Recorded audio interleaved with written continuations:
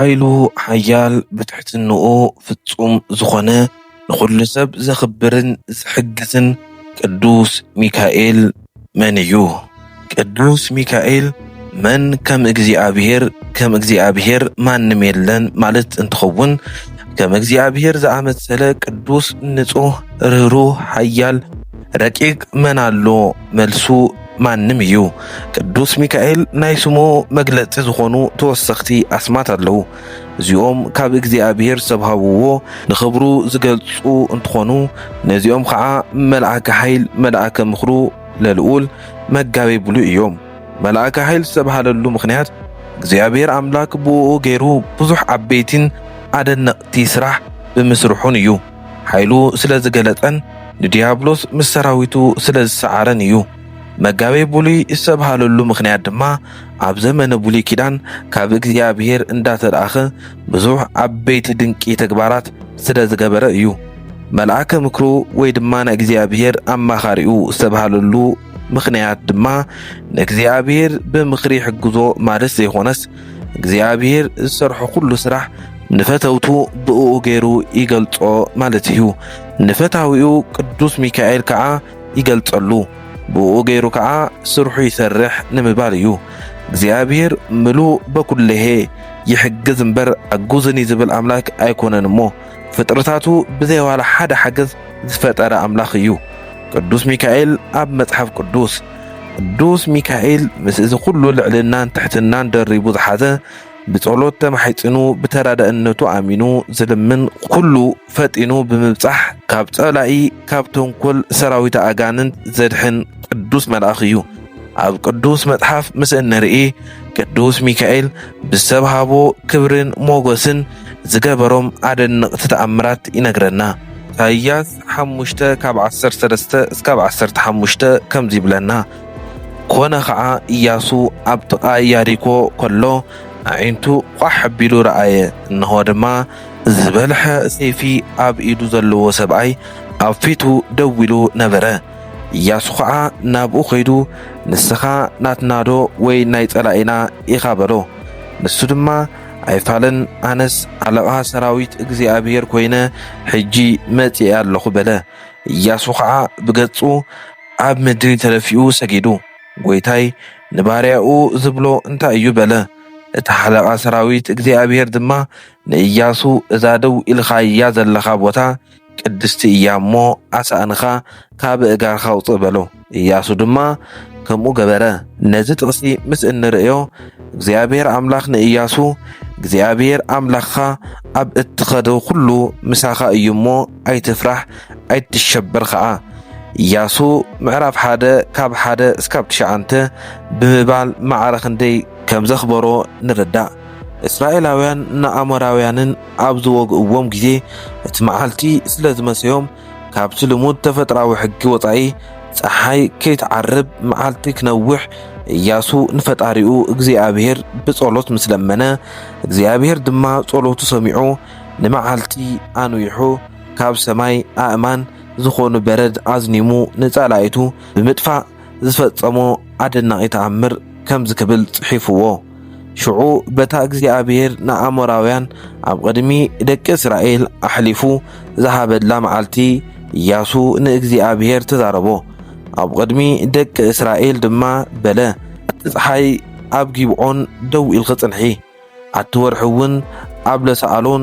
ሽዑ እቲ ህዝቢ ንጸላኢቱ ሕነ እስካብ ዝፈዲ ፀሓይ ቆመት ወርሕውን ደው በለት እዚ ኣብ መጽሓፍ ያሻር ዶክ ተጻሒፉ ኣይኮነን እታ ፀሓይ ኣብ ማእኸል ሰማይ ኣስታት ሙሉእ መዓልቲ ቁመት ንምዕራብ ከዓ ኣይቐልጠፈትን እግዚአብሔር ንእስራኤል ተዋጊኡሎም እዩ እሞ እግዚአብሔር ዳሃይ ሰብ ብምስባዕ ከምታ መዓልቲ እቲኣ ዝበለት ቅድሚኣ ኾነ ድሕሪኣ ኣይነበረትን ብሓፈሽኡ ካብ ያሪኮ ጀሚሩ ዓበይቲ ናይ ኣሕዛብ ዕርዲ ኣፍሪሱ ንኣሕዛብ ኣጥፊኡ እግዚአብሔር ንኣብርሃም ይስሐቅ ያዕቆብ ዝኣተወሎም ቃል ኪዳን ዝመሓለሎም ምድረ ተስፋ ንደቆም ዘውረሰ ኢያሱ እዩ ናይ እስራኤል መራሒ ዝኾነ ኢያሱ ኣብ ኢዱ ሰይፊ ሒዙ ዝተገለጸሉ ቅዱስ መልአኽ እግዚአብሔር ቅዱስ ሚካኤል ምዃኑ ኣይፈለጠን ካብ ቃሉ ከም ንርዳእ ካብ ወገኑ ወይ ድማ ካብ ናይ ጸላእቱ ወገን ዝኾነ ሰራዊት መሲልዎ ነይሩ። ቅዱስ ሚካኤል ብሰብ ኣምሳል ስለ ዝተገለጸሉ ከዓ ኣይፈለጦን ነይሩ። ዘራረቦ ዝነበረ እውን ብዘይ ፍርሓትን ጭንቀትን ራዕድን ንሰራዊቱ ከም ዝዛረብ ኮይኑ እዩ ዝነበረ። ጸኒሑ ግና ካብ ቅዱስ መልአኽ ዝተውሃቦ መልሲ ብይን መራሒን ኢያሱ ኣተሓሳስብኡ ለዊጥዎ። ኣይፋለይ ኣነስ ሓለቓ ሰራዊት እግዚኣብሔር ኮይነ ሕጂ መጺእ ኣለኹ በለ ዝብል ቃል ምስ ሰምዐ ኣብ ቅድሚኡ ደው ዝበለ ተራ ሰራዊት ዘይኮነ ናይ ቅዱሳን መላእክቲ ሓለቓ ምስ ሙሴ ዘይተፈለየ ንህዝበ እስራኤል ዝሓለወን ዝሕሉን ዘሎ ናይ እግዚኣብሔር መልአኽ ቅዱስ ሚካኤል ምዃኑ ምስ ተረድአ ንመልአከ እግዚኣብሔር ክብሪ መሃብ ስለ ዝግባእ ናይ ኣኽብሮ ስግደት ሰገደሉ። ብገጹ ድማ ኣብ ምድሪ ተደፊኡ ሰጊዱ ጎይታይ ነባርያኡ ዝብሎ እንታይ እዩ በለ ብምባል ብትሕትና ሓተተ።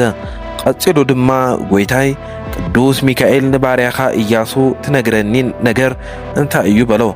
እዚ ብምባል ገለ የዋሃት ናይ እግዚኣብሔር ክብሪ ንፍጡራቱ መሃብ ኣይኮነን ዶ ይብሉ እዮም። ነዚ ቃል መብርሂኡ ከምዚ ዝስዕብ እዩ። ቅዱሳን መላእኽቲ ጎይቶት ይበሃሉ እዮም። ጎይትነቶም ግን ናይ ጸጋ ጎይትነት እዩ፣ ካብ እግዚኣብሔር ዝረኸብዎ። እግዚኣብሔር ናይ ሰራዊት ጎይታ ተባሂሉ ይጽዋዕ። እዚ ማለት ንመላእኽቲ ፈጢሩ ዝገዝእ ዝእዝዝ ዝቕድሶም ማለት እዩ። ናይ እግዚኣብሔር ሓለቓ ሰራዊት ዝበሃል ትሕቲ ፈጣሪ ኣብ ልዕሊ መላእኽቲ ብእግዚኣብሔር ዝተሾመ ማለት እዩ። ኢያሱ ንመላእከ እግዚኣብሔር ጎይታይ ኢሉ ካብ ጸውዖ ንሕና ሓጢአተኛታት ጎይታይ ቅዱስ ሚካኤል ንዓይ ንባርያኻ ጸልየለይ መጺኻ ድሕነኒ ብምባል ናይ ኣኽብሮት ናይ ጸጋ ስግደት ብምስጋድ እንተለመናዮ ካብ መጽሓፍ ቅዱስ ትምህርቲ ኣይወፀናን። ናይ ፈጣሪ ክብሪ ንፍጡር ኣይሃብናን። እዚ ከዓ መሰረት መጽሓፍ ቅዱስ ጌርና ኣብነት ኣቦ ብምኽታል እዩ። ንፈታዊ እግዚኣብሔር ኢያሱ ኣብነት ንግበሮ። ቅዱስ ሚካኤል ኢያሱ ዘቕረበሎ ክብሮ ስግደት ብምቕባል ካብ እግዚኣብሔር ዝተውሃቦ መልእኽቲ ነጊርዎ። ኢያሱ ድማ ብቐጥታ ትእዛዙ ፈጸመ። ቅዱስ ሚካኤል ንህዝበ እስራኤል ካብ ናይ ግብፂ ባርነት ዘውፅአ ኣብ ምድረ በዳ ን40 ዓመት ዝመርሖምን ምድረ ርስቲ ከነዓን ዘውረሶም እዩ። እቲ ብቕድሚ ሰፈር እስራኤል ዝኸይድ ዝነበረ መልአከ እግዚኣብሔር ድማ ተላዒሉ ንድሕሪኦም ኸደ። እቲ ዓንዲ ደመና ከዓ ካብ ቅድሚኦም ተላዒሉ ኣብ ድሕሪኦም ደው በለ። ኣብ መንጎ ሰፈር ግብፅን እስራኤልን ኣተወ። ኣብኡ ከዓ ደበናን ጸልማትን ነበረ። ነታ ለይቲ ከዓ ኣብርሃ። ለይቲ ብምልእታ እቲ ሓደ ናብቲ ሓደ ኣይቐረበን። ዘጸአት ምዕራፍ 14 ካብ 15 እስካብ 20። በዚ መሰረት ንእስራኤል ዝመርሖም ዝነበረ ናይ እግዚኣብሔር መልአክ ቅዱስ ሚካኤል እዩ። ከምኡ እውን ኣብ እምባ ሆሬብ እግዚኣብሔር ንሙሴ ኣብ ሃመልመላዊት እጽ ብተዋህዶ ኣብ ዝተገለጸሉ እዋን መልአክ ቅዱስ ሚካኤል ኣይተፈለዮን ነይሩ። ዘጸአት ምዕራፍ 3 ካብ 1 እስካብ 6። ኣብ ኦሪት ናይ እግዚኣብሔር መልአክ እንዳተባሃለ ዝጥቀስ መብዛሕትኡ ቅዱስ ሚካኤል ምዃኑ ሊቃውንቲ ቅድስ ቤተ ክርስቲያንና ይምህሩ። ኣብ ድርሳነ ሚካኤል እውን ተጻሒፉ ንረኽቦ። መዝሙር 34 ቁጥሪ 7 መልአክ እግዚኣብሔር ኣብ ዙርያ እቶም ዝፈርሕዎ ይሰፍር የናግፎም ከዓ። ኢያሱ 37 እስካብ 36 መልአከ እግዚአብሔር መጺኡ ይብል። ብሓፈሽኡ ቅዱስ ሚካኤል ዘይሓግዞ ማንም የለይ እንተተባሃለ ምግናን ኣይኮነን። ኣብ ዳንኤል ምዕራፍ 10 ቁጥሪ 13 ናይ ቅዱስ ሚካኤል ተራዳኢነት ገሊጹ እዩ። ዳንኤል 10:21 ድማ በጃኻ ሚካኤል መስፍንኹም ሓደ እኳ ዝሕግዘኒ የብለይን ብምባል ክገልጽ ከሎ ንርእዮ። ብተወሳኺ ትንቢተ ዳንኤል 12 ቁጥሪ 1 በቲ ዘመንቲ ሚካኤል እቲ ምእንቲ ደቂ ህዝብኻ ዝቐውም ደቂ ሰባት ኩሎም ብኣማላድነትን ተራዳእነትን ዝቐውም ምዃኑ ተገሊጹ ንረኽቦ። ካልእ እውን ዲያብሎስ ምስ ሰራዊቱ ኣብ ልዕሊ እግዚኣብሔር ምስ ዓመፁ ካብ ክብሮም ዘዋረዶም ናብ ምድሮም እውን ዝደርበዮም ቅዱስ ሚካኤል እዩ።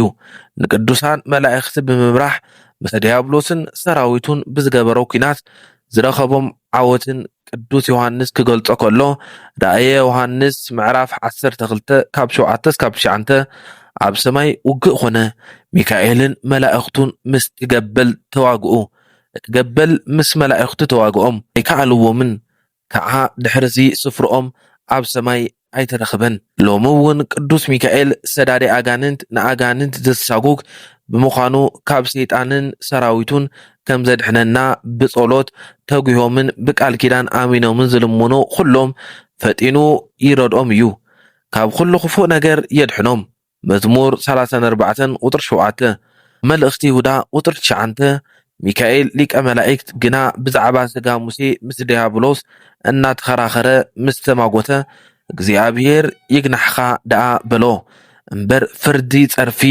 ክዛረቦ ኣይደፈረን ምባሉ ትዕግስተኛ ምዃኑ የረድአና ናይ ቅዱስ ሚካኤል ክብሪ ኣብ መጽሓፍ ቅዱስ ናይ ቅዱስ ሚካኤል ንማንም ዘይተውሃቦ ዓብዪ ክብሪ ከም ዝተውሃቦ ተጻሒፉ ንረኽቦ እዚ እውን ኣብ ዕለተ ምጽኣት ጎይታና መድሓኒትና ኢየሱስ ክርስቶስ ንቅዱሳን መላእኽቲ ኣስዒቡ ብኽበበ ትስፊት ብግርማ መለኮት ኣብ ዝመጸሉ እዋን ካብ እግዚኣብሔር ኣብ ልዕሊ ሙታን ስልጣን ዝተውሃቦ ነዚ ሓያል መልአክ ቅዱስ ሚካኤል እዩ ነዚ እውን ቅዱስ ጳውሎስ ገሊጽዎ እዩ ናይ ቅዱስ ሚካኤል ክብረ በዓል ናይ ቤተ ክርስቲያን ቅዱሳን ኣቦታት በብወርሑ ብ12 መዘክርትኡ ክንገብር ኣዚዞምና እዚ ዘይከኣለ 4 ዓበይቲ በዓላት ዋላ ብዙሑልማይ ብዝተኸኣለ መጠን ክነኽብሮ ይግብአና ነዚኦም እውን ሕዳር 12 ሰነ 12 ነሓስን ታሕሳስ 12 እዮም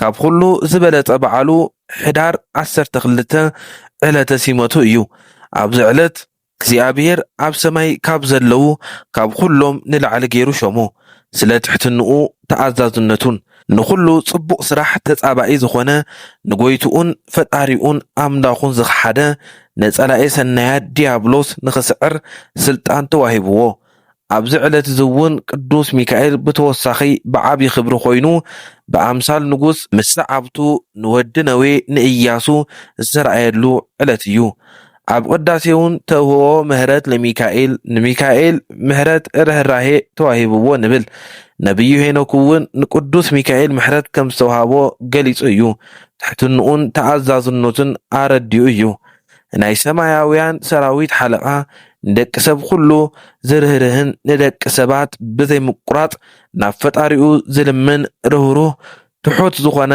ሓያል ቅዱስ ሚካኤል ዝሰርሖ ስራሕ ተኣምሩን ክብሩን ተጻሒፉ ክውዳእ ዝከኣል ኣይኾነን በረከት ቅዱስ ሚካኤል ኣይፈለየና ኣምላኽ ቅዱስ እግዚአብሔር በረከቱን ምሕረቱን የብዛሓልና ናይ ኣዴና ቅድስተ ቅዱሳን ኣማላድነት ኣይፈለየና ናይ ቅዱስ ሚካኤል ጸሎቱን በረከቱን ይሕደረና አሜን